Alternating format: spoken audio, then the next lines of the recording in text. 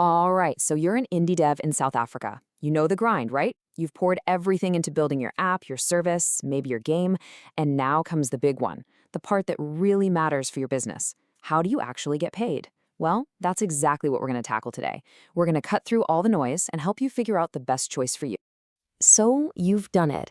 The code is written. You've hunted down and squashed all those annoying bugs. You are so ready to launch. But there's always a but, isn't there?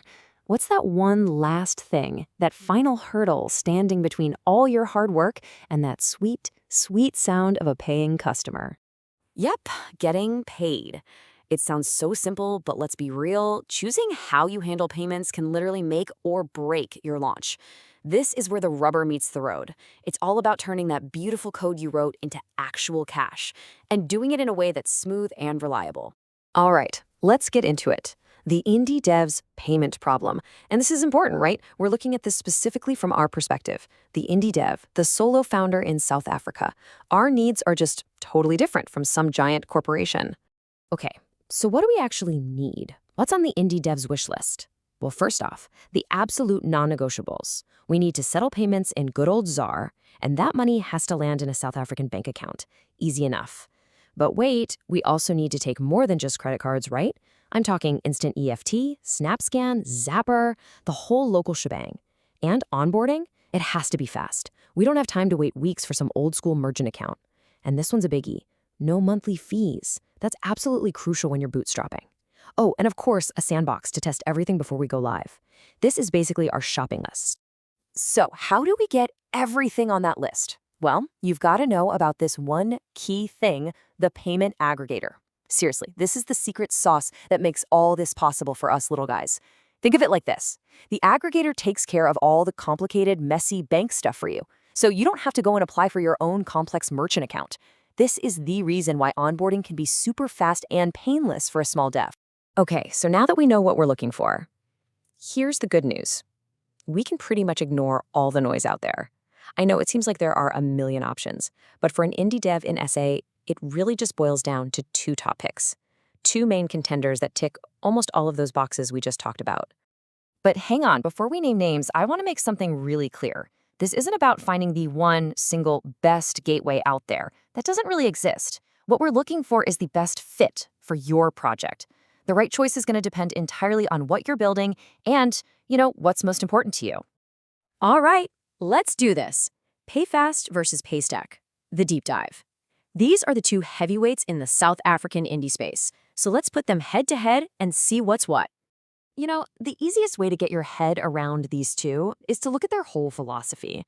I like to think of Payfast as the all-in-one local champ. Its entire mission is to get you up and running, accepting the widest range of local payment methods, like yesterday. Super fast. Paystack, on the other hand, that's the modern developer's toolkit. It's built from the ground up around a really powerful and flexible API for all of us who want to build these slick, custom payment experiences right into our apps. And this table, it just proves that point perfectly. Look, both of them have the essentials covered, no doubt. Credit cards, debit cards, instant EFT, MasterPass, check, check, check. But then you see where Payfast really leans into that local champ thing. It's got SnapScan, Zapper, and MobiCred all ready to go, right out of the box. So if your number one goal is to let your customers pay with pretty much any popular local method they can think of, well, this chart tells you a lot. So what does this mean for your project? Let's break it down. Payfast is going to be your best friend if you just want to offer every payment option under the sun from day one using a super simple redirect. Like a standard online shop. But Paystack is where you turn when you're building something more complex. If you're building a SaaS product with recurring subscriptions, or maybe a marketplace where you've got to split payments between different people, like a platform and a seller, that's where its API really, really shines. Oh, and here's another thing you've got to think about, a big operational difference. Paystack usually pays you out faster. We're talking daily-ish settlements. Now, for a new business, that can be huge.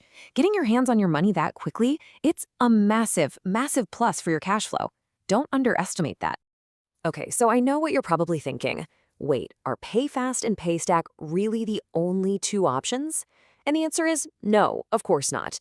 But, and this is a big but, when you start looking at the other players, you start to see some very clear trade-offs, especially for someone like us who's just starting out.